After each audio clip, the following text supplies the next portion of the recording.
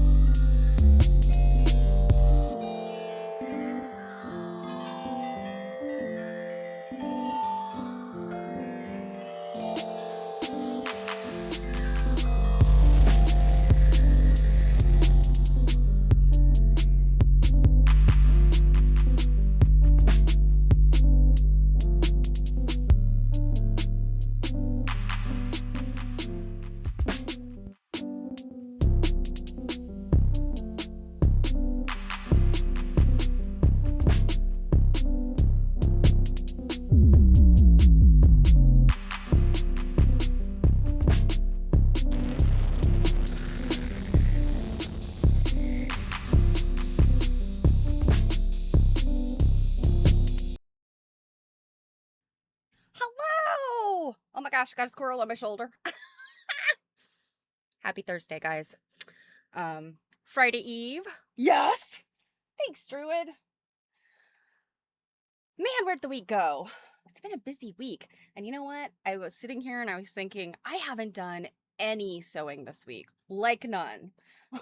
And, I was looking at my fingers and my calluses are getting soft. It's bad news. I gotta stitch. Gotta stitch.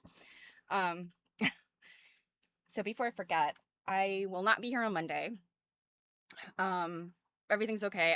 I'm traveling and it's challenging.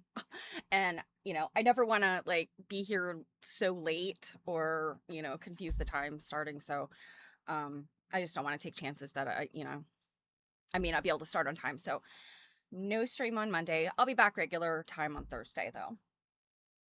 So, also today might be a little bit short. Um, I have an article to read you guys and some visuals to show you from Quilters Newsletter Magazine. And I'm going to read chapter 9 of Patchwork. So, um, yeah, let's get into it. I don't really have anything much more to say than that. So, besides not sewing, I have done really no research in weeks now. Which is insane because I was planning a research workshop for AQSG, or it was a panel that happened this past Saturday. So my own research went pushed to the side. And as far as sewing, I've been working on some creative projects, but they're not sewing related, so not quilts.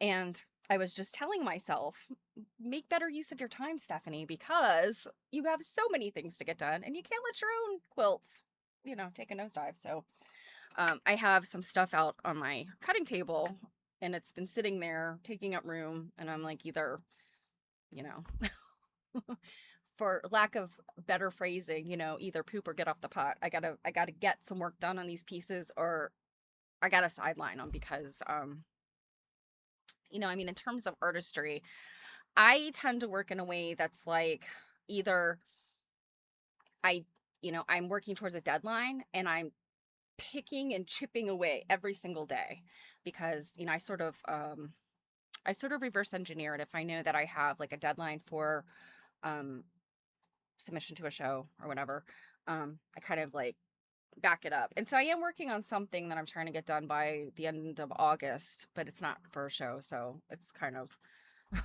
I don't want to say not as important, but it doesn't take priority when I've got other things going on.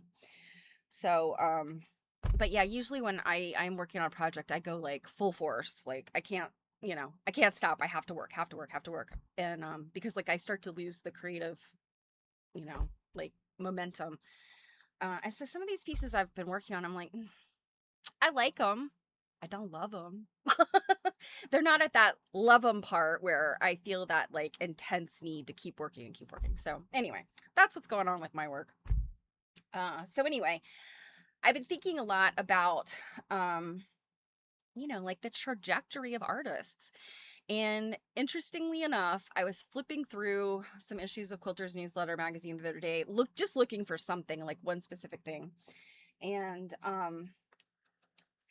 I found an interesting article. And it just so happens to be, it's from my mother's Quilters Newsletter magazine archives, which I stole from her house. She knew. She helped me pull them all together and pack them in the car. um, but this is the July August issue of Quilters Newsletter magazine from 1996. So 30 years ago, this would have been on the newsstands. And at that time, my mom had a subscription. It's got her address label on there. And so not going to go through the whole magazine. I just want to do this one article because it's really kind of interesting. And I actually lied when I said I haven't done any research. I did a teeny bit of research related to this article. So, yeah, let me show you what it is. It is called First Quilts. Over here. And I'll scroll out. As you can see, I realize I'm covering this up, but it just says First Quilts. And then, so it's 5 quilt artists from who were on fire in the 90s. And some of them in the 80s too. But at this point in the 90s, these were women who were very well established quilters. And some of them, like their names were like instantly recognizable to me. Others I was kind of like, I don't know if I know this artist's work. But we will we'll take a quick snapshot of all of them. So the artists are Ruth McDowell, Miriam Nathan Roberts, Rebecca Shore. They were all women I was familiar with. Doreen Speckman, pretty sure her name was familiar to me. And then Petra Soseman, who also, I feel like her name was familiar to me, but I wasn't familiar with her work. Sadly, of these 5 women, only 2 of them are still living, based on my research. So, this is something that I keep talking to like my colleagues at American Quilt Study Group. Many of them do a lot of work with the early 20th century, and obviously the 19th century is very popular for research. But the early 20th century too. But, not a lot of people are, conducting research, on this period, this late 20th century, from the bicentennial on. We've got people that are documenting and researching work today, QuiltCon era. And then obviously we have the other parts of the 20th century, but I feel like there's a real, dearth of research done for quilting from like 76 to now. So like, hey, Robin, good to see you. Hope everything is going well. So this research, and so much of it is because some quilters from that 50-year time period are still around. They're still around. They're still making work. And I think people kind of take it for granted, and also the fact that we can find so much of this stuff online. I mean, the literally like teeny tiny seconds of research I did for these 5 quilters, I found, their websites or something about them instantly. So I think that, we take a little bit for granted now. And I think that's unfortunate because I think that there are stories and things that are being lost. And it's really interesting. I spoke to my dear friend and mentor yesterday, and she has been doing some traveling, and she actually was helping another researcher with some research about a kind of a big event in the 80s. And she did an interview for this woman that she's helping. And telling me the story about that, again, drove this home to me. The woman that she interviewed, had I think it was one or two quilts, I can't remember, but she'd had a quilt in this big show in the 80s, or a significant event in the 80s, and she's in her 90s now. And it's unfortunate is sometimes when we get into our 90s, we're not super healthy and all there. And that's what scares me about, people within my lifetime that, we've taken for granted. We're starting to lose them. Um, and I know my colleagues at American Quilt Study Group know this well. Unfortunately, many of our mentors and our foremothers are passing away. Bets Ramsey was the most recent one. It breaks my heart I never got to meet her because she's somebody that's been very important to many of my colleagues. And just the stories about her are wonderful. And so anyway, long story short, this is why this article like really caught my eye, because I was like, I know some of these names. What are these women up to now? And sadly, I found out some of them are, have passed away. So anyway, I wanted to look at this article is so great because what it is, it's looking at the 5 first quilts by these 5 artists and the 5 last quilts. And by last quilts, it means the last quilt made before this article. So go ahead and start reading the article. So it is by Barbara Brackman and Carol Gillum Jones. And I recognize her name too, but I can't place her. And sadly, my bad. I did not look her up. I should have, but her name is familiar to me. So I know that she's a quilt researcher, and I'm certain she's written other stuff that we've seen in Quilters Newsletter. So what they say in the intro is today's quilt artists reshape pattern, form, and function according to their personal visions. Yet every artist begins with a first step, a first quilt. Intrigued with how quilters develop, we asked some of our favorite artists to show us their early works. And again, these are women that were in the quilt world, were household names at this point. I mean, these ladies were teachers, authors, some of them were multiple award winners like Quilt National, Houston, etc. So they were household names. When compared with recent pieces, these first quilts usually revealed, to no one's surprise, that technical proficiency improves with practice. More importantly, we found insight into each artist's recent work by looking at her first quilt. So, and I'll be honest, looking at these, so these two here, these sort of shoddy looking ones. This is what I personally, I know this kind of quilt. I've made this kind of quilt. My first quilt was like this. And this one too, the hearts, is sort of a little primitive. Now, these two, Ruth McDowell and Miriam Nathan Roberts, like, come on, who are we kidding? You guys were talented from the get-go. If this is truly Ruth McDowell's first quilt, like, oh my gosh, she made it says Noonday Lily, but like it's a Carolina Lily variation, and it appears to have, some complicated piecing, because I think a Carolina Lily is somewhat complicated. It's got points and stuff. And obviously there is applique in this quilt, this first one here. So I don't know how much of it is true that, first quilts technical proficiency. I don't know. Ruth McDowell seems to be blowing us all out of the water, but we will go on.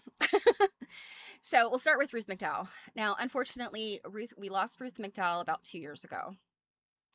I think it was 2004 when she passed away. And we'll look at her website. All of these ladies either had a Wikipedia page or a website.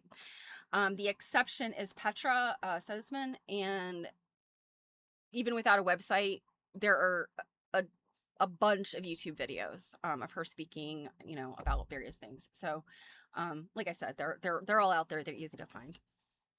So starting with Ruth McDowell, and her quilt here is, of course, the one on the far left. It's Noonday Lily, 63 inches by 90 inches, and she made it in 1972. So, as a first quilt or an early quilt, this is right before the bicentennial. This is when people are starting to say, like, oh, maybe I do want to do my grandmother's craft, right? What's going on? Oh, my backdrop, sorry. Okay, so Ruth McDowell. A few years before our country's 1976 bicentennial celebration, which helped to renew an interest in quilt making, Massachusetts artist Ruth McDowell began thinking about making a quilt. Quilts were Americana, and I thought it would be fun, she says. Like so many other dressmakers who took up quilting in the early 1970s, she taught herself to piece, applique, and quilt by referring to Ruby McKim's 1930 book, 101 Patchwork Patterns by Dover. So, a common story among many, many quilters. She chose the Noonday Lily design, the first step in her spectacular series of quilts inspired by nature. Ruth had a difficult time finding the shades she wanted for her first quilt, so she cut up a bedsheet for the avocado green in the leaves. Probably pretty easy to find things in avocado green in the early 70s.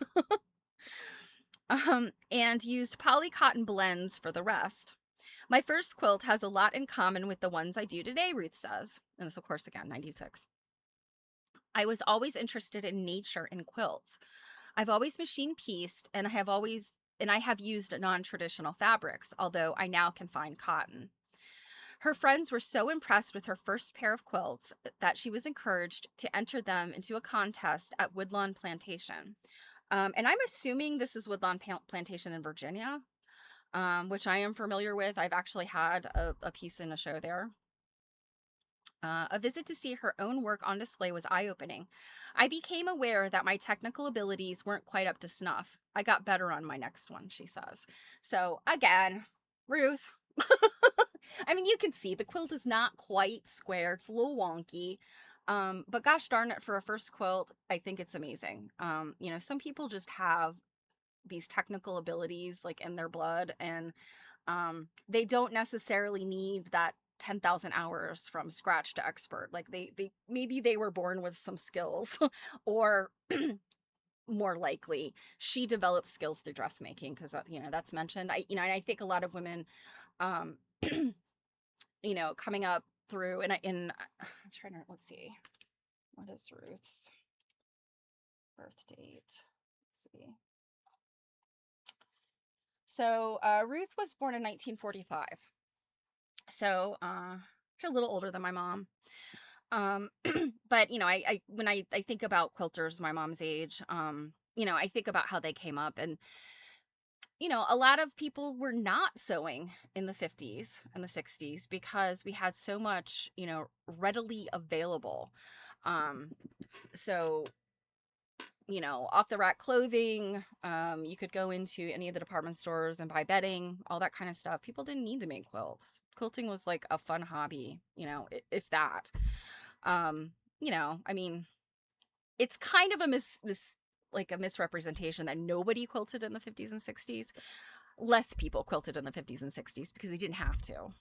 We really had, post World War II, we really had this explosion, baby boomers, right? And capitalism supported all of that baby boom. So, however, I do know, in talking to my mom and my grandmother before she passed away, they made their own clothes because it was cheaper then. Nowadays, you guys know, just to buy the fabric to make an article of clothing will cost you twice as much as it would to run to Target or wherever, And so it's not economical to make your own clothes. But back then, you really, polyester double knit. It was the brand new fabric on the street, and people were making clothing. So it seems like she probably had a solid background in that. All right, so Miriam Nathan Roberts, who works in Berkeley, California, came to quilt making from an art school background. She earned her degree in textiles and design in the 1960s, and she turned to quilt making in 1972. So this is another, aspect of women that became quilt artists, is they had an artistic background. And this is not just these ladies, this generation, but people like Ruby McKim. She had a background in, like, I guess what you would call graphic design. At the time, I think it was, applied arts or something like that. But, some of these women that, that's how they kind of pivoted from whatever sort of traditional art experience they, in education they'd had, into textiles, or in Miriam's case, from textiles to quilting. So that was pretty interesting. She says, I enjoyed looking at quilts, and it was natural to try to make one, Miriam says. I love fabric. I'm a fabric fondler. A woman after my own heart. And color. What better way to deal with color than in quilts? I thought there was more space for creativity with quilt making than in other textile arts I had done. And so Miriam's quilt here it's a 9-patch, but the way it's put together, she's got half square triangles going on in this 9-patch situation. And I'm trying to even see where is the 9-patch specifically. I mean, we've got half square triangles in here. That's why, it's more complicated than it probably is. More complicated looking than it probably is. But nonetheless, for a first quilt, also spectacular, So 9-patch barn raising, 74 by 86, 1978. So very lovely quilt. And, 78, like, this is when we're sort of getting ready to transition to the 80s, and a very popular color scheme, I would say. It's kind of peachy and like a mulberry, like it's this, I don't know if this is black. It's probably either black or like a really, really dark purple or brown or something. Anyway, pretty cool quilt. At the time, well, I mean, throughout the 80s, I thought these colors were horrific because my mother worked in some of these colors. Today, I have a lot more admiration for them. Okay, Rebecca Shore. Artist Rebecca Shore from Chicago, Illinois, was lucky enough to know a grandmother who was an excellent seamstress. See, we've got a little thread here. Sewing was not new to these ladies. Although the grandmother did not teach Rebecca to quilt, her fine sewing inspired the child to make a doll quilt. During the 1960s, Rebecca and her sisters lived in a fantasy world based on the Laura Ingalls Wilder's Little House books. My grandmother made us the most beautiful doll clothes all by hand. We made all sorts of things for the dolls, like furniture, and I made a quilt. But I can't recall much about making it, Rebecca says. Years later, when she was an art student, her teachers noticed an affinity between her painting style and traditional quilts. I was painting about pattern, she says. I liked setting up a uniform system of pattern and then breaking it up. My teacher suggested I make a quilt, so one summer I did. I continued to make them because it seemed natural. She still makes quilts, alternating a series of quilts with a series of paintings. So that's interesting. So she's well, at this time she was still painting as well. Rebecca Shore is still alive, as far as I know. I found her website. I'm pretty sure it is her website, so I think it would say if she wasn't with us. So here is her doll quilt. I think it's adorable. It is very clearly, wonky, funky, child made. These look like knits, possibly. And then some other fabrics that just, kind of like scrap bag kind of stuff. So very cute. And so it says this doll quilt is 7 3/4 by 6 1/4 inches, circa 1964.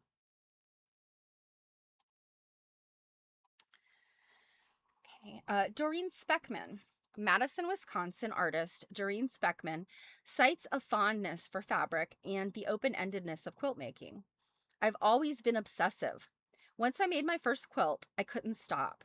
I had done other needlework crafts, including hardanger, needlepoint, rya rugs, RYA, I'm not sure what those are, knitting and spinning. Once I even bought 3 spinning wheels in 1 week. I feel some kinship with Doreen. I don't own any spinning wheels, but that's on brand for me. Um, but other crafts seem to have a dead end. 18 years later, making quilts has never bored me, she says. Doreen's first quilt was functional. The result, she says, of that nesting thing. I made it for my daughter Megan. I wanted to be the perfect mother. I wanted her to have a quilt, not a thermal blanket where the binding falls off and then it unravels into a thermal knot. So I made her a quilt. Today, it's a sorry looking thing. And this one I think I love the most, um, because it is nothing to look at, but, um, I mean, you can see what appears to be big gaping holes where fabric is worn away. But she made this for her daughter, and her daughter used it. And so I just love that. It just, it's that mom daughter thing. I really love it. And so she calls this one Megan's Silky, 36 by 48 inches, 1977. So my guess is Doreen Speckman. And unfortunately, Doreen passed very young. In fact, I think she was a little younger than my mom. So her daughter is probably about my age. And we'll get to her website too. And then last but not least is Petra Sosman. And like I said, she doesn't have a website, but she did have, she had a show with Roswell Artist in Residence. And looks like she was there. I didn't check to see how much information was there, but oh, wait a minute. Druid has some details for us. Wait a sec. Let me read this. So rya rugs. A rya rug is a traditional Scandinavian textile featuring a thick, shaggy wool pile. Originating as a functional, weather-resistant bed cover for the 15th century Nordic mariners, these pieces evolved into modernist canvases in the 1960s, highly prized for their organic, abstract designs and rich, textured appearance.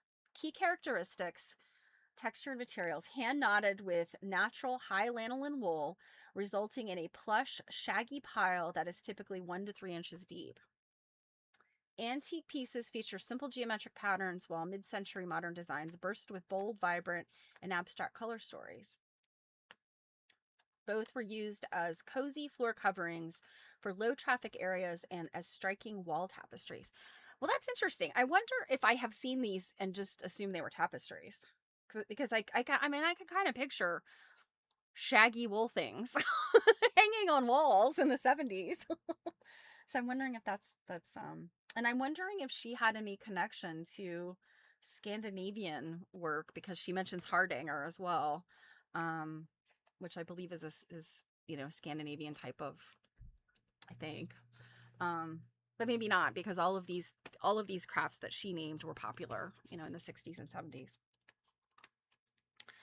So okay, so back to Petra. So like I said, I the only thing I found on her were either YouTube videos, or, and one or two I watched, the quality wasn't great because they were from, back in the 2000s. But you can find her out there. So she says, my mother was a master seamstress, and sewing was one of the first things I learned how to do. So again, see, all these women have like these kind of consistent stories.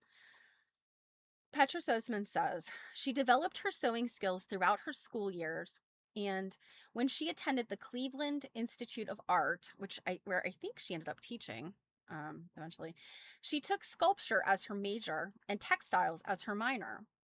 You needed to make large sculptures to earn respect, Petra said, so I worked with fabric on my own. She became interested in quilts as a graduate student at the Chicago Art Institute. She had been collecting bowling shirts. I love that. And wanted to make something from them. Her first quilt, called Hearts, was made from the shirts. Her use of found materials and her interest in folk art can be clearly seen in this first quilt. So, like I said, it's kind of got a primitive quality to it. So, folk art, right? She says, I have always been interested in art that is outside the mainstream. So, and Hearts is 58 by 69, and she made this in 1980. So, I'm assuming she cut the embroidered name off of the bowling shirts, I'm assuming. Because that's kind of what this looks like. They look like that script. And then I don't know what this says. It was fun, maybe. It was something. It was something.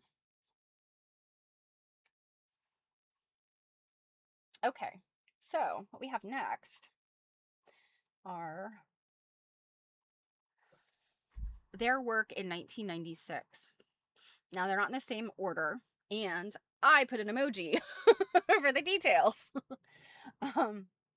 So, because we don't,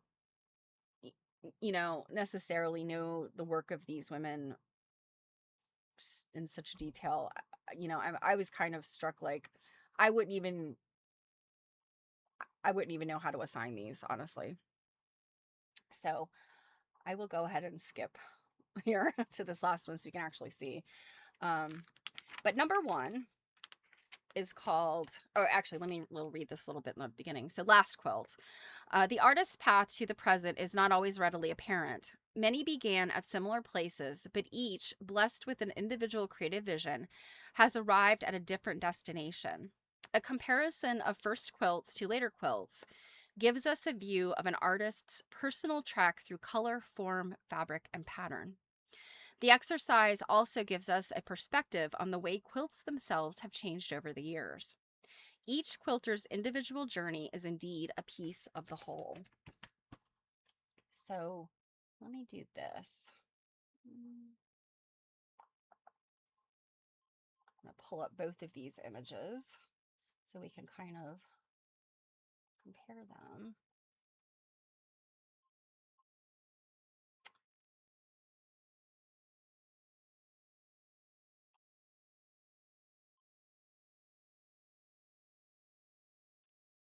Okay.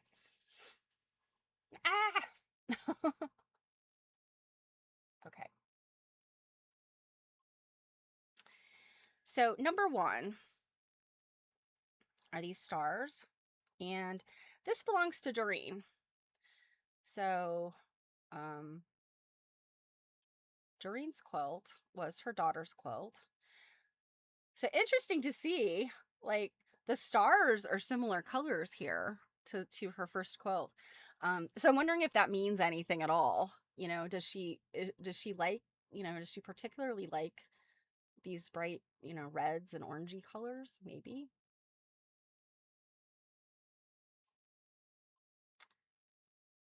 This one is really cool though. She's used all of these, they look like indigo prints. And these wonky stars are really interesting. So what it says here, it's called Mutt and Jeff stars, which I'm assuming is just, her terminology for something that's kind of, Mutt and Jeff, sort of wonky and shabby. 37 by 45 inches, made in 1995. By Doreen Speckman. I am always urging students to stay with same-sized units because it's easier to assemble the blocks, Doreen says. For this quilt, I made unequal units just to see if I could do it. So yeah, you can see here how, these pieces, like this is literally overlapping these two. So they're sharing a block. And then these others are all smaller and larger. So I can tell you, having experienced it myself, if you take a whole bunch of disparate blocks, and now in my case, it's been either ones that I've made or antique blocks that I've collected, and you try to put them together, if they're not the same size, it's really difficult. You have to obviously fit in other pieces to kind of, make them work. So it really takes some vision to do that. It's interesting though. I mean, I kind of, while I would not have initially guessed these were made by the same artist, I can kind of see it now, and just color and kind of the way she thinks, I guess. Okay, number 2 is this one. And number 2 is Petra. So this is Petra's early quilt. Again, the hearts. And then this. Interesting also, some color similarities I'm seeing. This orangey color, it's very vibrant. And then she seems to also like these pops of like black or a very dark color. And so while, again, I would not have necessarily said, oh, these two are obviously made by the same person, I can see some consistency in there. So interestingly, this is called Lair, Lair. It's 24 by 24, so pretty small, 1994. And Petra says, this piece came about after a trip to South America where I witnessed contrasting habitats dwellings in remote areas of the Amazon basin with the jungle encroaching, Petra says. So that's interesting. I mean, that's a huge jump from bowling shirts to, the Amazon jungle. So that's interesting. Okay, number 3 is this.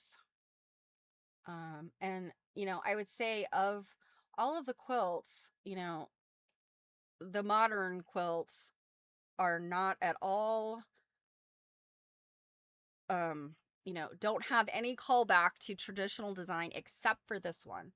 And, I mean, even the early quilts, I mean, technically, well, I guess two of the quilts were technically like more traditional. But this one is Ruth McDowell. Oh no, I'm sorry. No. This isn't Ruth McDowell. This is Rebecca Shore. So this one. And so Rebecca's quilt here. Now, this is interesting. So think tumbling blocks versus single patch. I mean, it's, again, would not have said, oh, obviously, same artist.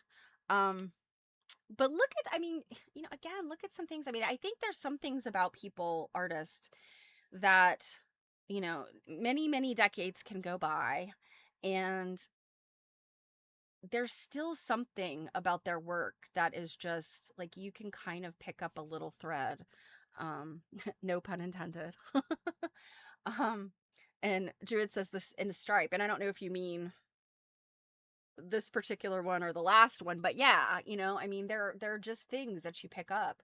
And my gosh, look at these little punches of this orangey. She did the same thing when she was a child. Now, as I said, her child's quilt, or doll quilt, was 1964. I don't know. So because Rebecca's still living, so I don't think I saw what her birth date or birth year is, but I would assume she's probably born in the 50s, sometime in the 50s. So my guess is she's anywhere from, I don't know, 8 years old to, early teenager. And so pretty young, but you still got these kind of stripey directional things, and these pops of color that, I mean, is undeniable, right? Right, Druid? Yeah, similarities. And, again, it's not like you could pick it out of a crowd. It's not like you could look at like a whole bunch of quilts and go, oh my gosh, that's hers. But when you put them side by side, I think there's like some soul in there. There's something about them that, yeah, that are connected.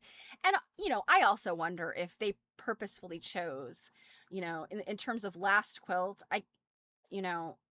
this is 1996, this article. But some of these dates are, 92, 95, 94. So I'm wondering if they're not really, literally their last quilt. In fact, this one is called Balancing Act by Rebecca. It's 67 by 69 inches, 1991. So it's made 5 years before this article. And she says, Balancing Act is part of a series of works of cubes made into architectural structures, Rebecca says. For a long time, I have been attracted to basic geometric solids. You think? I think, Rebecca, you were attracted to basic geometric solids when you were small and you worked with what you had. But yeah, I love seeing this. There's this definite like feeling that, they go together. Okay. So go to this one. This is Ruth McDowell. And this is her first one. Huh. So without even looking at any of the details, this gives me like a forest, trees, leaves, right? This is pretty obviously a tree trunk. And then you've got all of these beautiful plaids making up sort of the foliage, right? Yes, I can see it too. So first of all, the color, I mean, if I was to make her first quilt, I would immediately be drawn to making the flowers pink because like pink's my jam. You guys know that by now, I would hope. But here, she's using much more complex color. But it's like the same color. It's this orangey peachy color. Yeah, I mean this to me is like putting them side by side. You can just see a trajectory with Ruth McDowell. So this is excuse me, what is this? This is Middlesex Fells Late Fall. 90 by 65 inches, 1995. And she says, this one from my machine pieced landscape series represents a New England hardwood forest, Ruth says. A photo by David Karras. Yes, autumn colors. And some of it, I mean, I'm kind of looking at this whole page of quilts and, several of these artists, they seem to like this kind of color scheme, these, orangey colors. And I think that was also popular in the 90s. But yeah, I can see it.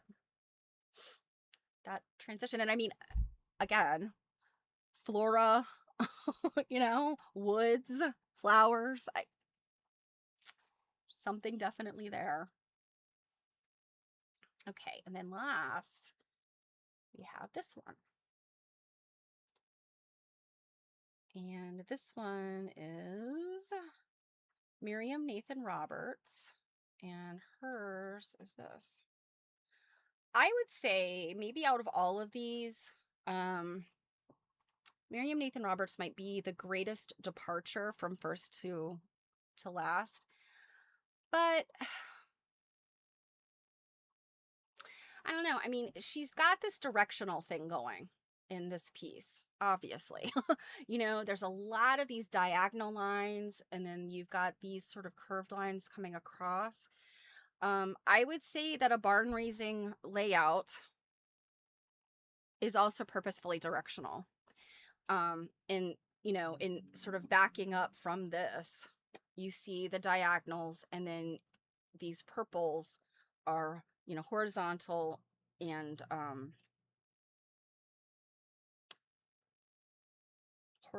longitudinal. Why can't I think landscape? Yeah, black direction colors. Yeah, she's got a little bit of this purpley going on. Some of these fabrics, I think, these are look like kind of maybe batiks, or some type of like specialty fabric. I don't know if it's like maybe some hand-dyed stuff. But I do feel like these were popular sort of, in the 80s and 90s. But yeah, I would be very vertical. Thank you, Robin. I'm having a week, right? I I suspect again, like whether Barbara and Carol approaching these artists for photographs. My guess is the request was want to see your first quilt, and then something recently that kind of might go together. And even if they didn't ask that, even if they said, give us a picture of the last quilt that you finished quilting, um, it's still pretty amazing. When I think about my own work, there is no way that you would ever connect my first quilt with anything I've done recently. Um, with the exception of maybe color, I mean, I think it's hard for people to get away from, what colors speak to them, or what color palettes speak to them. I tend not to make things that are dark. Like I tend to use white or light backgrounds. Um, now I have done a few pieces where, I've used like a black background or like a dark brown, and it really changes things up.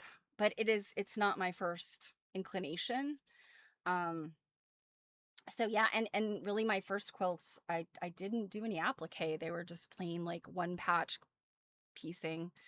Um, I didn't get into applique until I was really in college, and my first quilt I made when I was in high school. So, um, yeah, I don't know that I am an artist that you could see from first to last. I do think you could probably, if I kind of lined them all up, you could probably see like a trajectory. That's the word I'm going to stick with. Oh, I didn't read this one. Let's see. This is called Delta Bound, 60 inches by 69 inches, 1992. Again, Miriam Nathan Roberts. I wanted to play with the idea of loops, Miriam says. I like illusions of depth, contrasting two visual planes, in this case, a warm plane and a metallic one. Oh, yeah. She absolutely achieves this metallic look with these gradients. They definitely have like a shiny look about them, even though they're not. They're cottons or whatever. Um, but she has an illusion of depth here in her first quilt too, just by virtue of the dark and the light. So very cool. I enjoy looking at these. Now let us look more. um, I'm just gonna put their websites up here. Okay, so like I said, Ruth McDowell unfortunately passed away in 2024, but she does have a website, which somebody is still maintaining, and I will put that in the chat so that you can look at it if you would like. So Ruth McDowell. And so what is said about her? Ruth McDowell, Ruth B. McDowell, 1945 to 2024, was a pioneer in the American contemporary art quilt movement. Utilizing the medium of found commercial cotton cloth and the technique of traditional right sides together piecing. That's interesting. I've never heard it like said that way. Ruth's body of work represents a sustained and extraordinary development spanning nearly 50 years.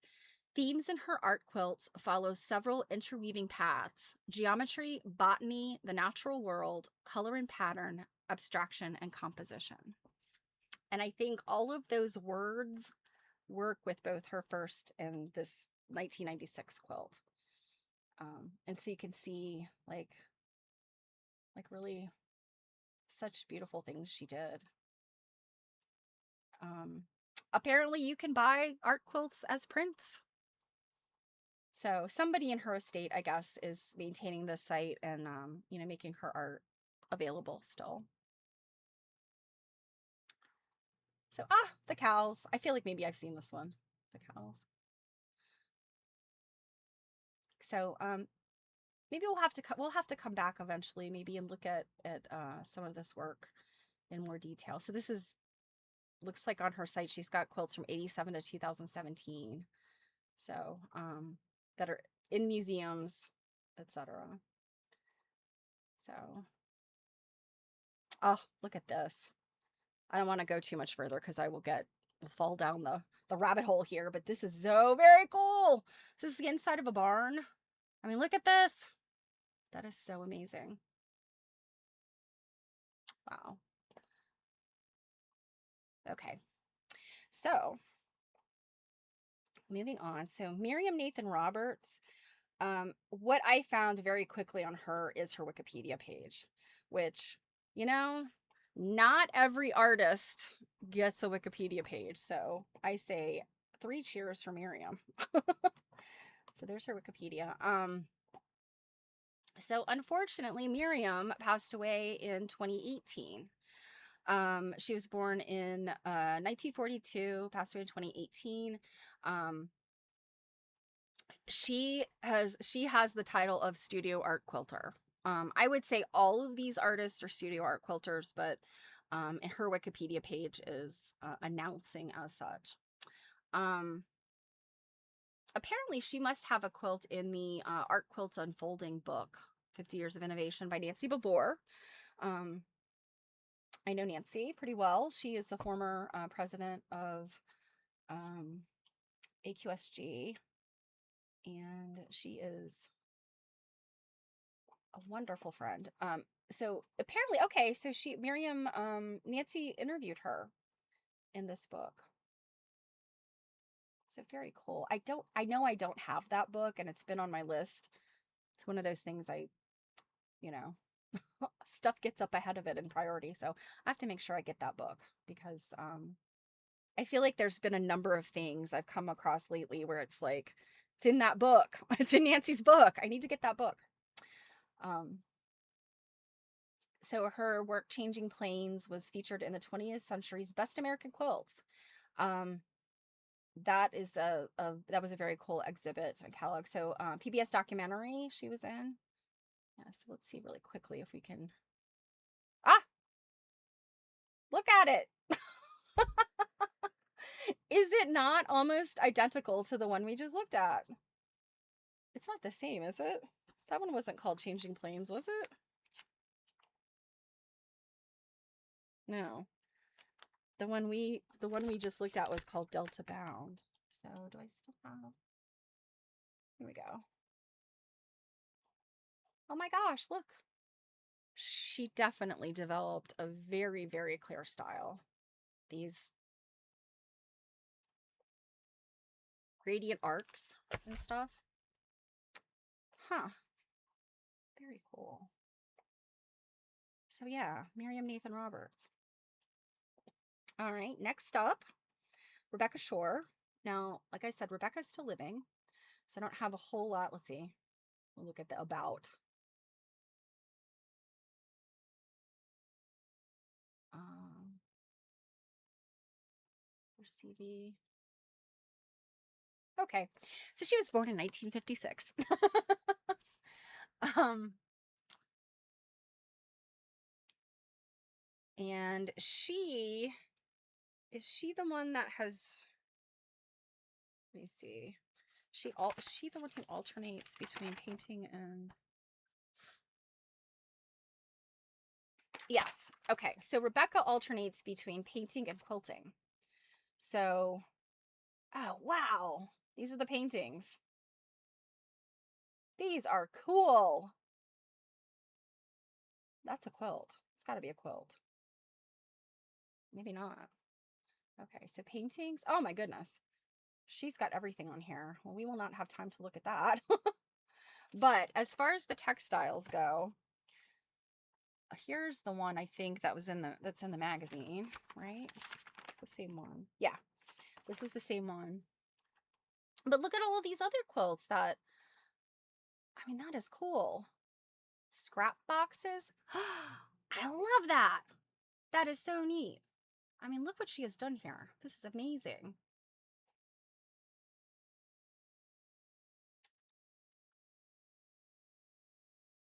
Oh, wow. We're going to have to spend some time on Rebecca Shore quilts.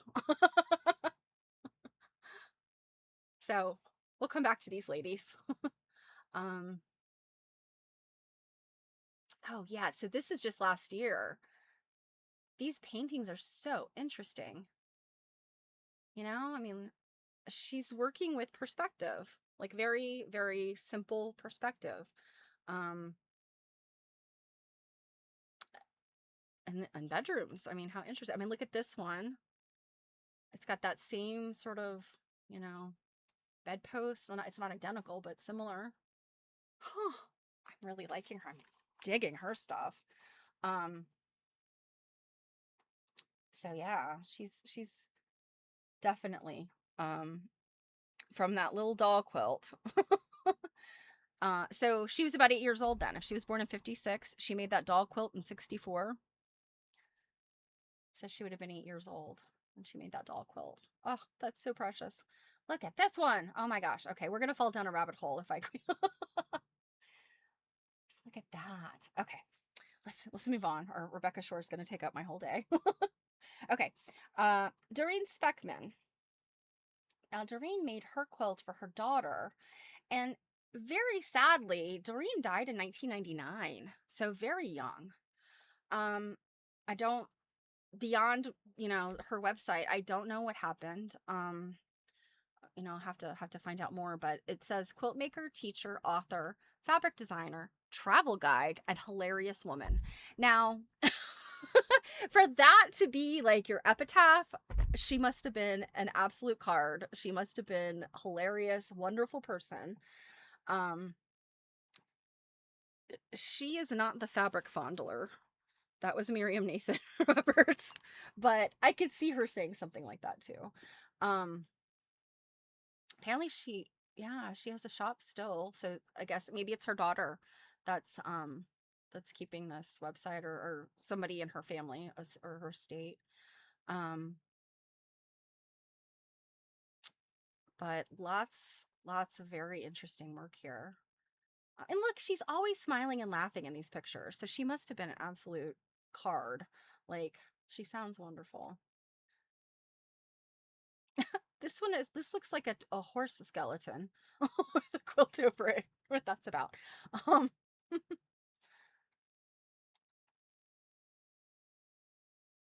oh, yep. See, Megan. This must be by her daughter. Happiness is in your hands and it keeps you young. Oh. So that's a slogan that founder Walter Schultz selected when Sievers originated. Okay, so Sievers School of Fiber Arts. And this, I think this is Doreen right here. I don't know Siever. Um,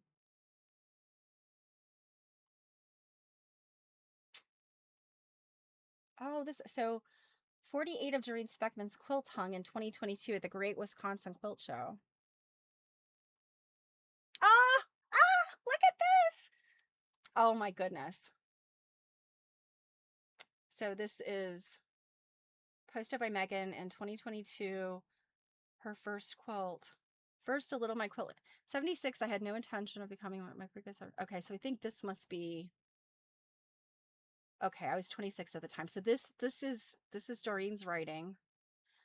And this must be Megan in the quilt. Oh, and it's so cool to see the quilt when it was, oh my goodness. To see the quilt what it looked like when it was new. Oh my goodness. Oh, it makes me think of my mom. Oh my goodness.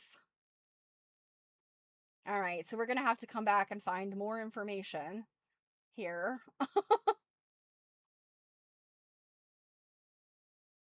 Doreen, Megan, and Silky. Much to my mom's dismay, I named my baby quilt Silky after my friend's thermal blanket that was also named Silky. Did you guys have thermal blankets? We had thermal blankets when I was a kid, and my mom hated them. Um, she was like, anything, anything on the bed other than those horrible thermal quilts. And my dad loved them. My dad loved thermal quilts. But if you don't know what a thermal quilt is, it was like 150% polyester or nylon or something. And they were not really very soft. They were a little scratchy, but I got to be honest, they were very warm. And they were kind of fuzzy. Some of them were like almost like a felt, like a big thick felt. Um, wasn't she the Peaky and Spike lady? I don't know. Are we talking about Doreen? I don't know. What is Hey Druid, if you're by your computer, can you look that up? Peaky and Spike. I don't find out. Because like I said, I recognized Doreen's name kind of, but I had not looked at her quilts. So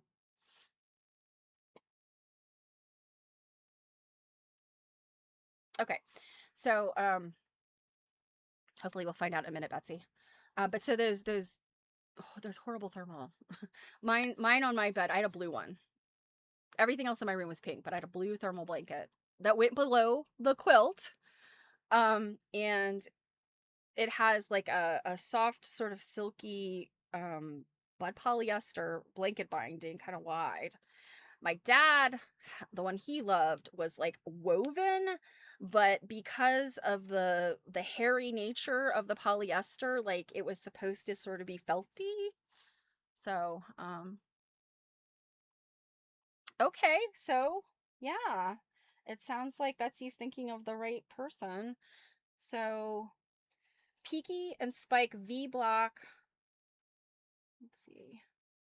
V block quilt block, coined by the late renowned quilter Doreen Speckman. She affectionately named the two outer half triangles Peaky and the large central triangle Spike. This fun unit is most easily cut using specialized tools like the Trirex tool. Okay. Um, can you find a link to the, like, is there a picture or anything? If you can find a link, I'll put that up. I'm always afraid to like Google on my own because bad things have happened. um, so she used to teach it on cruises. Oh, okay. Are you think she used to teach on cruises? You know, based on what her website seems to portray her as, like she seems like a big fun personality. People like that probably do very well with those quilt cruise type things. Really interesting. It is heavily used in geometric star and marine themed designs like Storm at Sea. Huh. Doreen sounds like she's a very cool lady. And I love the fact that her daughter is, at least as of a few years ago, was keeping her website going. And maybe presumably also quilts herself. I don't know. Again, we're gonna have to look at these. I hate to tell you this, but next Thursday we may be doing a deep dive on these ladies. All right, so Petra, the best thing I found on her, and like I said, there's a bunch of videos on YouTube, and oh, and you know what? Did I put? I bet I did not put any of the links for these. So let me go back and put the links in here.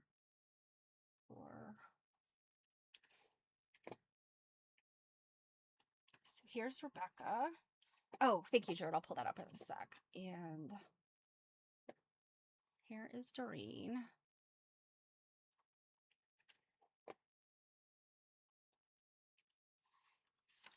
And then Petra, I'm going to go ahead and share this one. But like I said, if you Google her, you'll find the YouTube videos too. It looks like she was like a Quilt National winner a number of times, or at least once.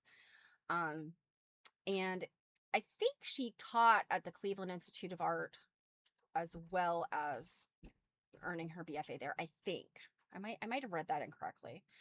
But anyway, so the RAIR is the Roswell Artist in Residence. And I quickly looked at this program up, and it is interesting.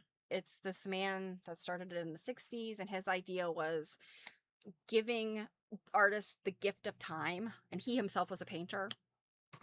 So it's really interesting. And I mean, you can go the website that I gave if you just cut off Petra's name and just look at the, rair.org.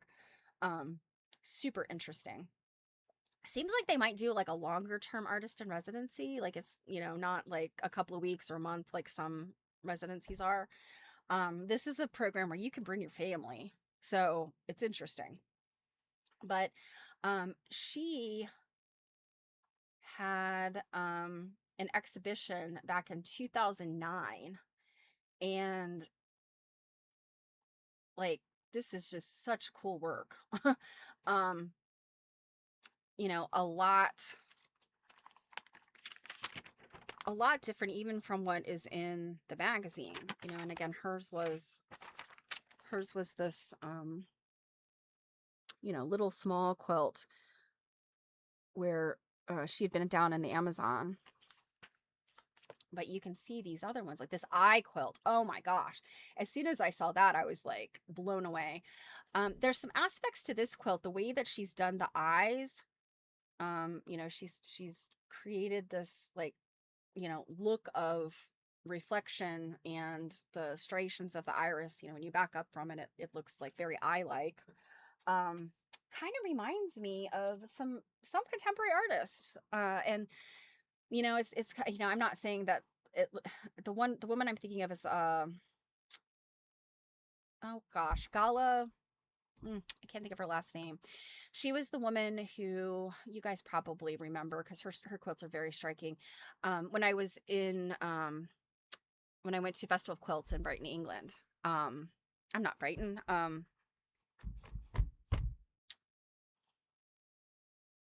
Birmingham.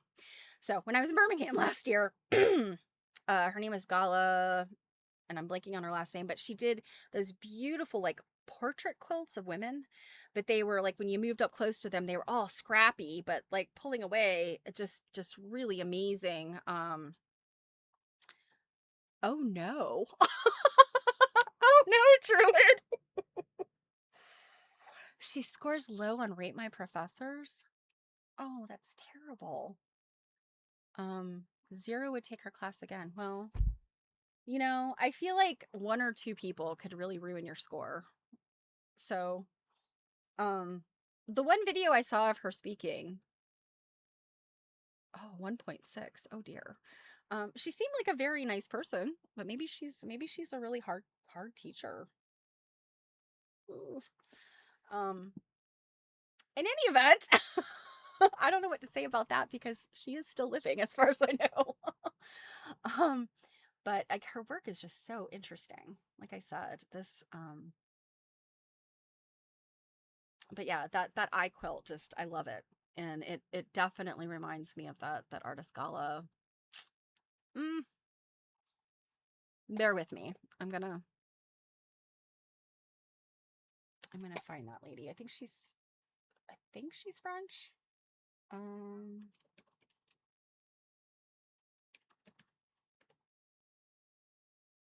Gala Grotto. Why could I not think of that? Oh, 13 ratings and a score of 1.6. Oh dear. Are there comments? Like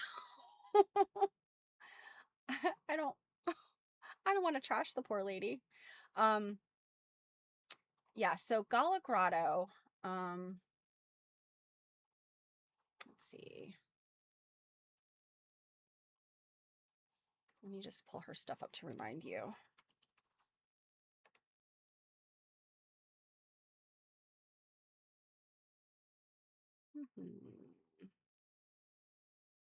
Here we go. So, Women's Encyclopedia, that's right.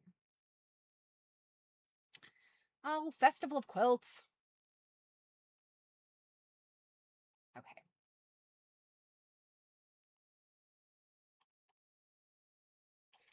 So here, I'll pull up her stuff here. So this was Gala Grotto. So you guys remember her? Um, I think we spent a lot of time looking at some of these quilts because she just amazed me. So yeah, I see some, I don't know. It just reminds me, right? You just they're just these things that you connect. I realize that they're really not that similar, but it just makes me think of this other artist. So, um, yeah. What else? I would say Petra is probably the one that has changed a lot from the very beginning. And I could kind of understand that. Like I said, I feel like if someone were to look at my work, they would definitely see like, what was this chick thinking? You know, from the very beginning. Of course, we all make our first quilts, but then like, where was she going with this? And then she changed into this. So I don't know. I think sometimes people find, you know, that it takes a while to sink into what is your signature style. And even then, some artists will radically change, and make things away from their signature style. So I'd really love to see what these are like up close. I mean, there's got to be some technical skill here with this eyeball quilt, because these are very shiny fabrics, which tells me they are very annoying synthetics that are horrible to try to piece. And so, big kudos to her for making that work. Oh, I just keep going back to Doreen. Oh my goodness. Okay. Well, that was the Quilters Newsletter article and those 5 quilters. And now I do want to take a deep dive with all 5 of them. So stay tuned in the future. I'm going to put them on my potential subject list. Okay. Like I said, I don't know how long it's going to take to read this next chapter. It's a pretty short chapter. So we might finish early.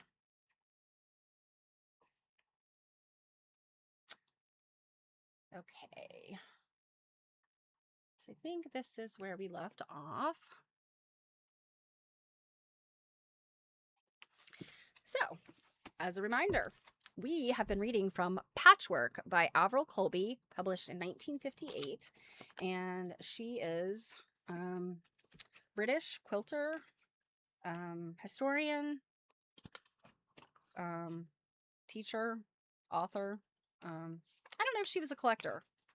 I don't feel like I've heard her mention anything about quilt collections, but she's a very important person in the British quilting world. So let me jump forward to the next picture, because this will be the first picture that we look at. So, Patchwork, Chapter 9, the 18th century. Not a lot of quilts from the 18th century are still around. So I think that, we've got some stuff here in the US from late 18th century that are, in museums.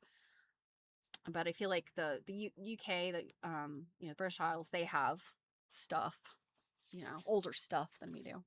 So, okay. 18th century. The gay and lively influence of the new colored cottons, so much in favor at the end of the 17th century, can be seen in most of the patchwork which was made during the 18th and early part of the 19th centuries. The colors and patterns were irresistible. Their fastness in washing and the hard-wearing quality of the calico and linen well repaid the care and planning which went into the work, and are the reasons why so much more cotton patchwork than any other kind has survived. The earliest known English patchwork was made in 1708 at Leven's Hall, the pale house with its topiary gardens, which stands not far from Kendal in Westmoreland. The work consists of a quilt and bed hangings made from pieces of imported Indian calicos, and so far as it is known, it is the only patchwork in which these materials, the only patchwork in these materials which now remains. It is not known who made the hangings, but it is presumed that the second wife of Colonel Sir James Graham, the owner of Leven's at that time, helped by her stepdaughters and women of the household, patched and quilted these historic furnishings. The background patches are white, and the colored octagon, church window, and cruciform shapes are repeated singly at intervals in the ground, on quilt and curtains alike. The colors, in shades of red and blue, are still clear, although mellowed with age, and with the exception of a few worn places, the fabric is still intact. The patterns, both large and small, are characteristic of Indian work. Several patches have been made up of a number of smaller pieces, and this joining of small fragments of especially scarce or highly prized materials is a common practice in patchwork of all periods and is in the accepted tradition. The whole work is quilted with an all-over diamond pattern in a red thread. Now that's interesting. A red thread.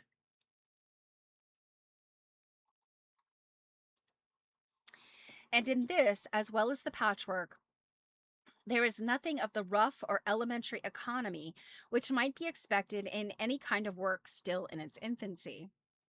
This infant has passed on its teething troubles and suggests that earlier work had been done. The only indication that some of the work might have been at all experimental is that some patches seem to have been adapted to fill in odd spaces. But even these are made by an expert needlewoman. And you know what? I forgot to pull up that link of Doreen.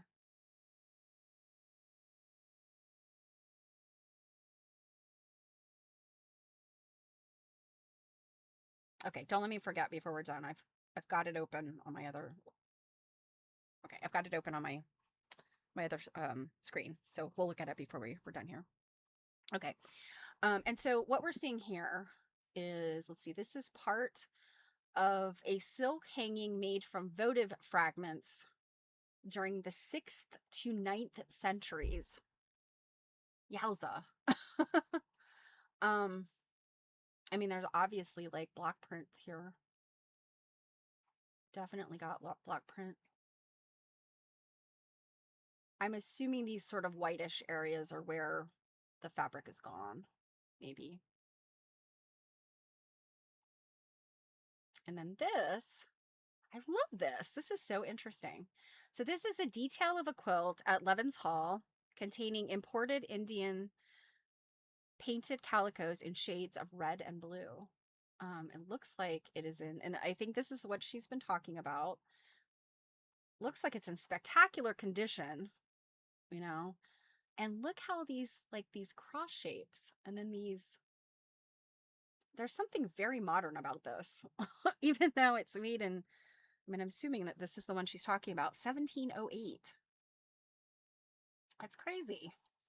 I mean, could you not see this made like with solids and hanging at QuiltCon, right? You know, solids or some kind of like, you know, maybe hand dyed fabrics to, you know, bring it all together. Interesting. Okay. Other examples of early 18th century patchwork are hard to find. A small fragment of hexagonal silk pieces, now fragile and worn, is reputed to be of the Queen Anne period, but no record of it exists. By the early 1720s, patchwork had become a common enough occupation to be used as copy in a work of fiction. Jonathan Swift, in Gulliver's Travels, published in 1726, remarks that Gulliver's clothes, measured and fitted by 300 Lilliputian tailors, looked like the patchwork made by the ladies in England, only that mine were all of a color. There does not seem to be any other record nor any traditional work still in existence from that time, which is remarkable considering that there must have been a sufficient supply of pieces of silk and cotton for work which we know to have been established. So that's interesting. And it's fascinating that Jonathan Swift, you know, Gulliver's Travels, that he mentioned that. I read Gulliver's Travels. I know I did. I'm thinking it must have been like 8th or 9th grade. I think we had to read Gulliver's Travels, and I know we had to make a project. And my project was a Gulliver's Travels travel agent brochure, and you know, it folded out, and you know, I think my mom had some like colored typing paper or like some heavy typing paper, and I had dyed, like tea dyed it or coffee dyed it or something. I drenched it in something and I burned the edges, and it folded in, and it and it was like, I can't remember. It was, I mean, it was like marketing copy for, like, you know, the Lilliputian or the Brobdingnagian destinations. Um, I know I found it probably about a year ago at my mom's house. I think it's still there. I don't think I brought it home. I'll have to look through my things. I just threw it all in a box, but I'll have to look and see. But anyway, that's so interesting that you know, Gulliver's Travels, and goodness, Gulliver's Travels was published in 1726. I guess I didn't remember that. Okay, so in between here we have some pictures. So And oh gosh, how I wish these were in color. Ooh. So this top one is part of a strip coverlet of cotton dress and furnishing prints of many colors with brown predominating, circa 1780. So I'm guessing probably all of these the dark fabrics must have been brown or shades of brown. And then, I don't know if this would be white back here or maybe a very pale, who knows what. Very cool. And then this is fascinating looking. So this is a cushion square with long triangles in the windmill center and on the borders in faded pink and brown cottons, calico border embroidered with black chain stitch, dated 1786. So this is all embroidery. And then this is very simple piecing here. And around, and this fabric looks maybe kind of familiar. I could kind of see it. And they're very pretty, like, I don't know, they're sort of small print, like, what's the word I'm looking for? They're very like ethereal looking, I guess. And then you have some kind of basic stuff. And then you have these like ikat looking prints. But let's see. Henry Haynes. What does that say? Is that Jane? And then September the 17th. Oh, no, this is an I. HIH, born September the 17th. So this is interesting. A cushion with somebody's birth date on it. How fascinating. I really like this. I really wish this was in color because, like I said, I think I know this fabric or a similar fabric, and it's so very pretty. This pink and brown, and I'm completely blanking on what was the technology, the printing technology in the late 1700s. I think it's copper plate. So, like copper plate, like just like you would make like a print, like a piece of art that you hang on the wall. They're using those engraved copper plates. So I think that's the technology here. I think. Somebody, if you know better than me, correct me. Okay, what have we here? Ooh, some clammies. Okay, part of a set of bed hangings of shell pattern in many colored cotton block prints with sections outlined in green braid. Ooh, late 18th century. So looks like you can see, like kind of vaguely see this green braid here. And look, it like they've literally like made it so that it follows the curve of the clamshells. And yeah, I mean, these are definitely looking like block prints to me, for sure. I mean, you can see those motifs. I wonder if there was maybe a little bit of fussy cutting going on here. Maybe. They're trying to capture the best part of the print. So, I would love to see this in color. I will beat that dead horse forever with these old books because some of these things are just stunning. And I mean, so many of them probably do exist in museums today, but are they available online? That would be a huge project, and maybe I'll get around to doing that for a book. I think Florence Pito's books are probably the best to search for, where they are now from her book, because she was instrumental in getting many of those quilts into museums. So, many of them do exist in museums. So that would be a good one to start with. So anybody is free to steal that as a research research project. Okay. So this is a coverlet in cotton prints with dark blues and greens predominating. The center of applique and borders of patchwork and patterns in linen tape. Center of applique and border patterns in linen tape. Huh. So I'm wondering if it's this. These zigzaggies. Let's read that again. The center of applique and borders of patchwork and patterns in linen tape. Yeah, I mean, that's what that seems to me. I don't know what else would be linen tape. Um, there is no size given here, but I mean, I'm assuming this is a bed size quilt.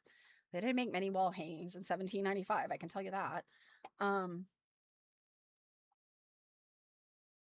yeah, I'm guessing that's what this is. I mean, presuming, so this could be a wide, I mean, that might be about the right size of a, like a wider linen tape.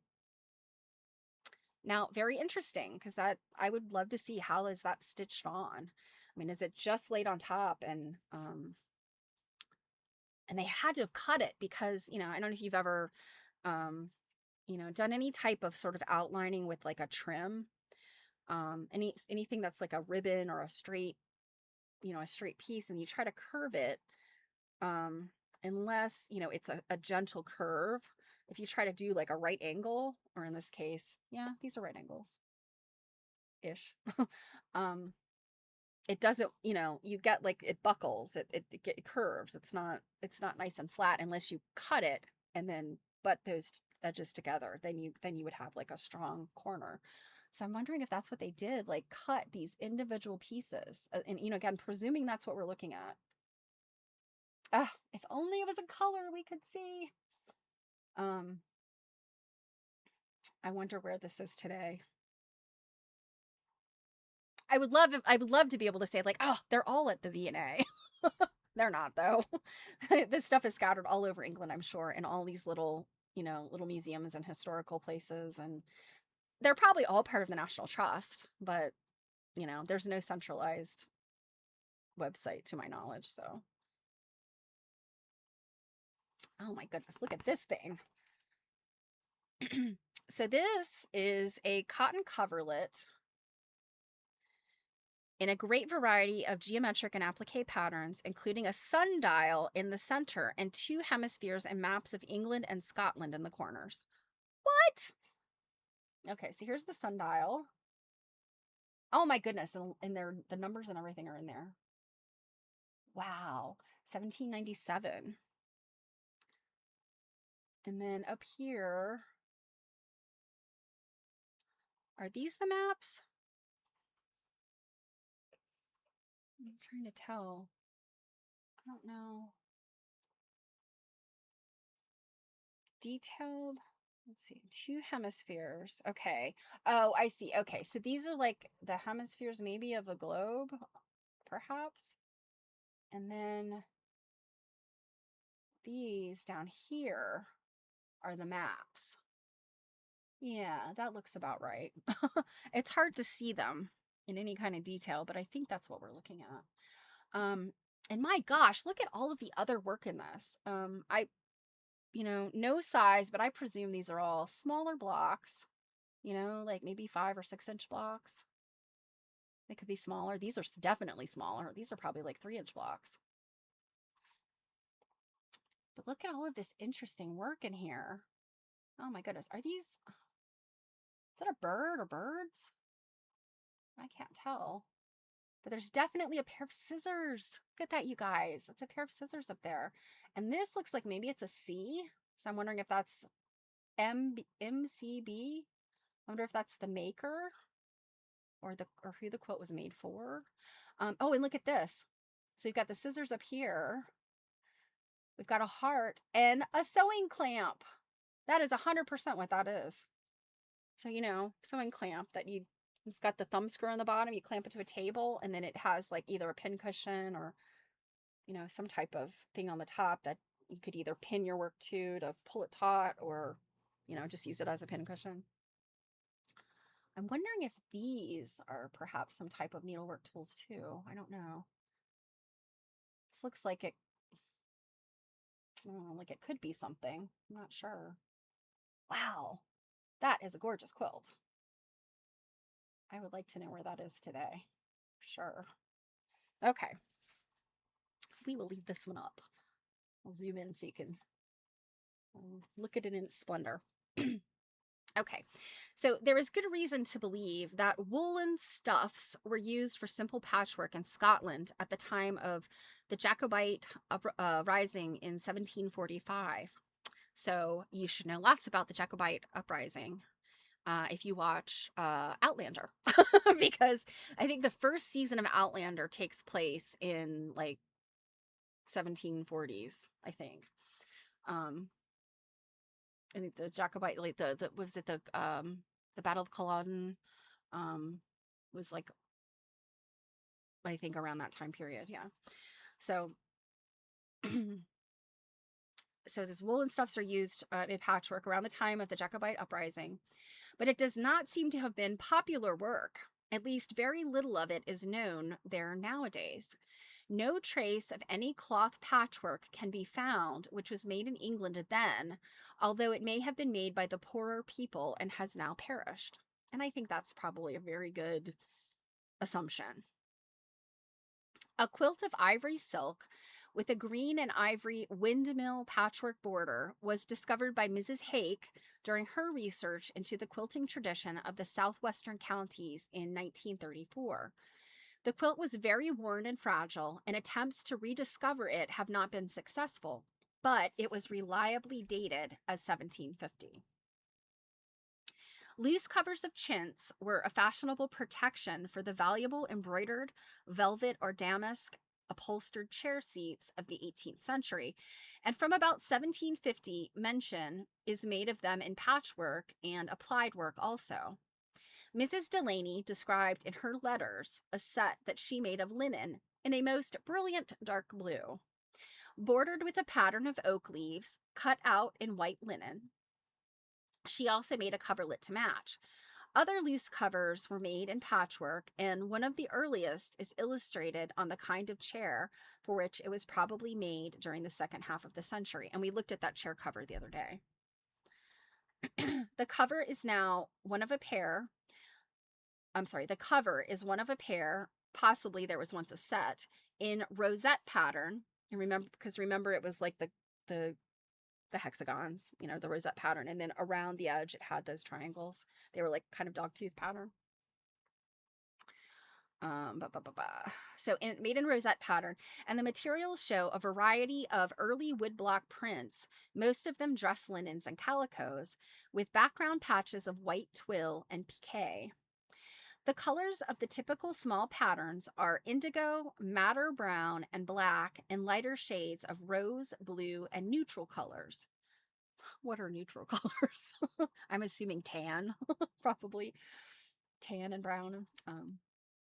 Some of the flower sprays with the outlines drawn in black have had the color put in by penciling. And we talked about that long time ago. It's when they have those block prints and then they go back in, where either the block prints, I guess really it's where they need like a very small amount of color, and the block print doesn't quite do it, so they go back in with a little bit of paint, or the dye, and paint it on. And so that was called penciling. Oh my gosh, the dog's tooth border. I wonder if it's, so she's calling it a dog's tooth border, but I wonder if it's like traditionally made dog's tooth border, or if she's just calling it like that as a name. Because I could see, a dog tooth border just is a descriptor, but it's also that technique I told you guys about where you clip just a strip and then you fold them, So anyway, dog's tooth border and the fringe are characteristic of many border patterns and finishes until about 1830. Another remarkably pretty cover remains from what was also probably a set made about 1795. It is also in rosette pattern with pink floral cotton patches set in a light brown ground of chintz. No cotton patchwork of the mid-18th century has yet been found, but surviving quilts and coverlets made from 1780 onwards are comparatively numerous. Well, that's interesting that there's that gap there. What was happening in England? Well, they were fighting us. Yeah, I'm not sure that mid 1700s. I know they had lots of Mad Georges and other royalty shakeups and such. Yeah. So yeah, I guess before they got to the relatively stable period of Victoria's reign in the early 1800s. Oh, okay. In several of them, so this is from 1780 onwards, in several of them, the patches have been cut from partly worn embroideries, and in others, the embroidery has been worked onto the patches and designed to fit the outlines. A large coverlet, already mentioned, contains both these kinds of embroidery. The all-over cotton reel pattern is not only arranged in opposite pairs of patches for their color, but also with regard to the embroidered and printed French and Indian cottons. The patterns on both contain a variety of flower sprays in and out of baskets and vases, and small figures of lizards, elephants, peacocks, lions, and butterflies, and many others. All the embroideries and prints are certainly earlier than 1790 when the work was done. A silk and velvet coverlet of the same date and similar design is in the Victoria and Albert Museum and illustrated in the museum booklet. And oh gosh, we looked at that museum booklet a long time ago. I'm wondering if it's the same one. This is where I need to have an assistant who can run and rifle through and find stuff right from my bookshelf. Embroidery is also found as a border decoration in some patchwork, and an example of this, also in the museum, is illustrated on an unmounted cushion square made in 1786. A strip of calico surrounding the center windmill patchwork is embroidered with a trailing leaf pattern of chain stitch, and in spaces left for the purpose, the names, and this is what we just looked at a minute ago, the names Henry, and then it's Iane. Like, how is that pronounced? Ian? Henry Ian? I don't know. Haynes are worked in cross stitch on 3 sides, while on the 4th is worked September the 17th, 1786, HIH born. A noticeable crystallizing of ideas and fashion in patchwork designs. I'll let that one, yeah. In patchwork designs appears in those made in the last few years of the century. All over mosaic patterns are drawn into orderly arrangements of groups and borders of different shapes and patterns. Applied work appears as an added decoration to geometrical patterns, and as will be seen in the 19th century, work, it takes the place of embroidery in most types of patchwork. 2 pairs of bed hangings in shell pattern show a method of breaking up the all-over pattern into groups by means of outlining sections of the patches with green ribbon. So she's calling it green ribbon. They called it green trim, but I'm guessing that it must have been a ribbon after the work was completed. Another simple arrangement was making strips of patches in 2 different patterns, the length or width of the bed, which are joined together later. This idea was undoubtedly a forerunner of the traditional North Country stripped or strip patterns. The illustrated coverlet, let's see. Okay, it's the one, let me go back. I'd already forgotten it's this one she's talking about. The illustrated coverlet shows alternately patterned light and dark stripes made of geometrical patches set in background patches of unbleached calico. It was made about 1780. The design of the majority of coverlets, however, favored a center panel framed by a series of borders. The center, which was planned to lie on top of the bed, just below the pillow, where it could be most admired, was more elaborately worked than the rest. But the borders gave great opportunity for a variety of different patterns in one piece of work. And so you know what she's talking about. She's talking about this. A coverlet made in Westmoreland not later than 1795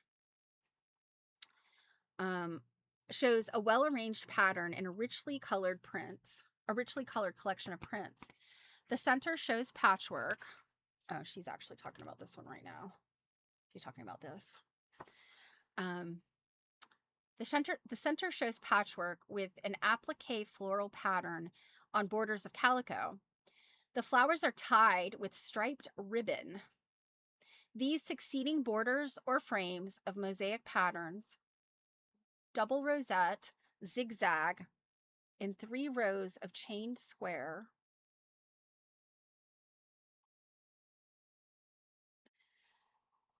In unfaded dark green, indigo, and reddish purple, are divided by strips of unbleached calico. So that must be what these are.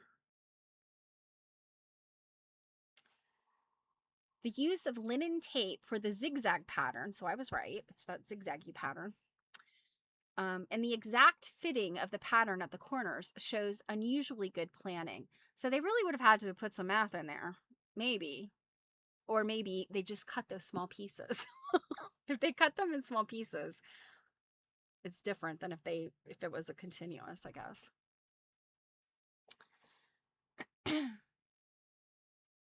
The work is also interesting as its date was verified by numerous manufacturers' marks and dated excise stamps seen on the reverse side.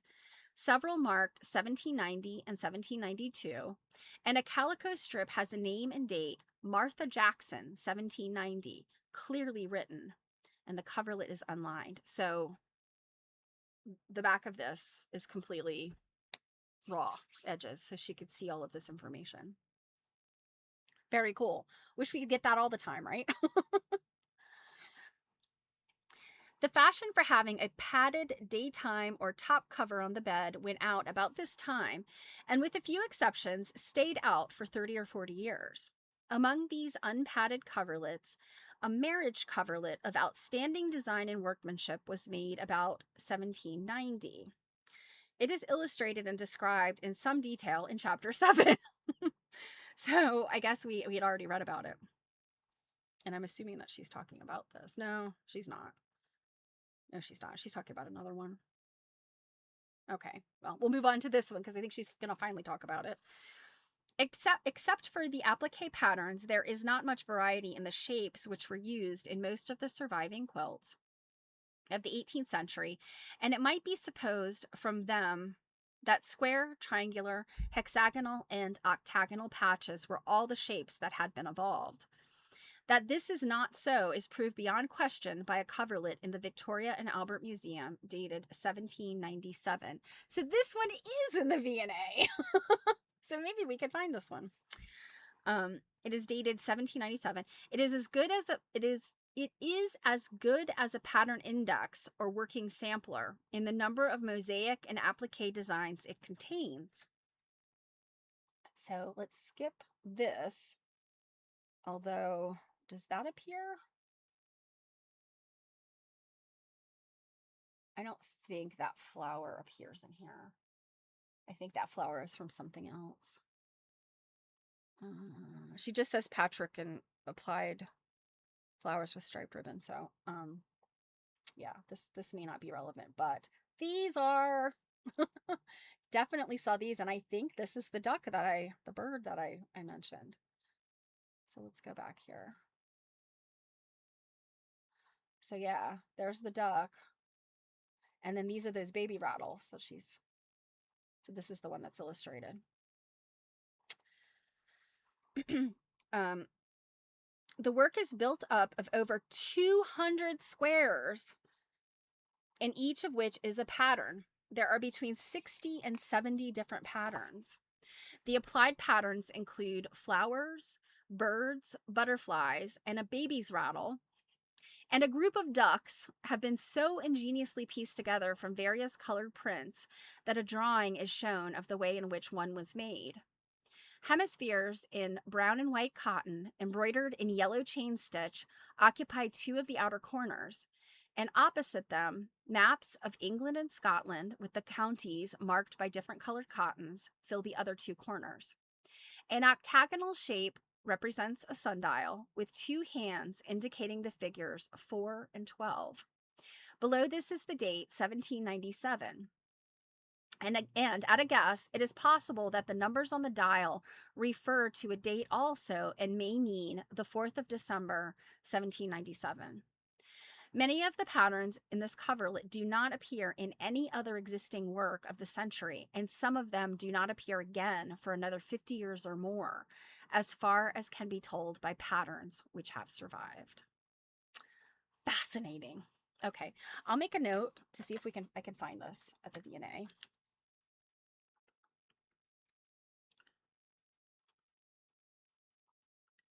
Hopefully we can find it. Oh my gosh, did you already find it, Druid? Okay. Druid outdoes me again. I love this. Thank you so much, madam. Okay, so let's see this first one.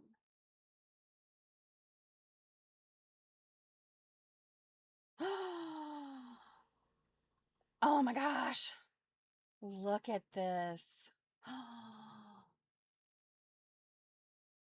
Oh my goodness. Does it let us zoom in? No. All right, what's this other link?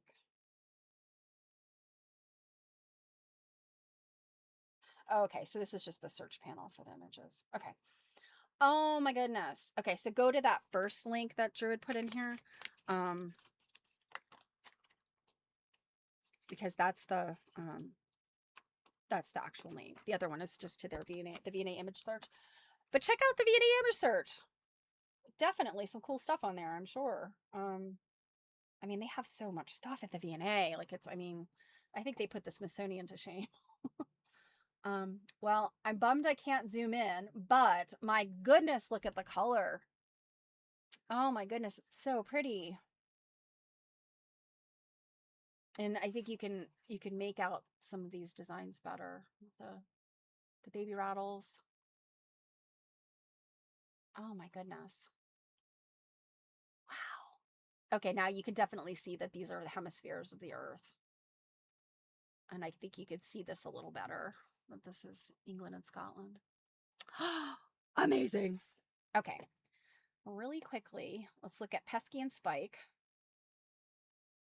I'm sorry, Peaky and Spike, not Pesky.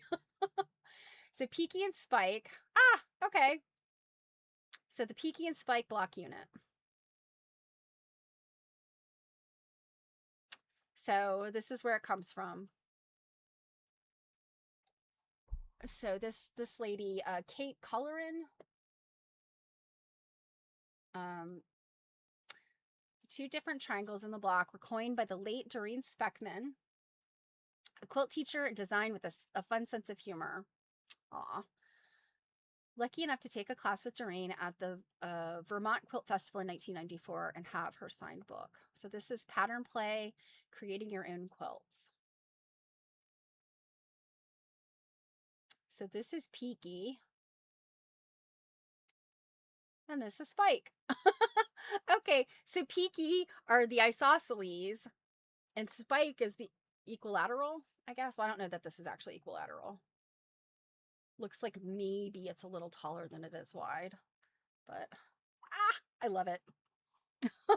That is so cute. Peaky and Spike. All right. Well, I'm going to wrap up here, guys, a little bit early. Remember, I'm not here on Monday.